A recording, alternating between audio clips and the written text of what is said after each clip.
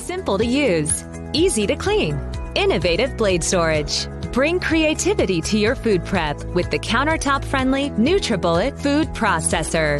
Shred, slice, chop, mix, mince, puree, knead, and even spiralize to create all types of delicious meals in one useful appliance. The NutriBullet food processor is designed to house the specialized blades within the 7-cup processing bowl, making for convenient in-bowl storage. The ideal combination of a 450-watt motor along with 2 speeds and pulse function gives you an easy-to-use food processor, powerful enough to mince steak into finely ground hamburger, precise enough to thinly slice cucumber, and versatile enough to even spiralize zucchini noodles.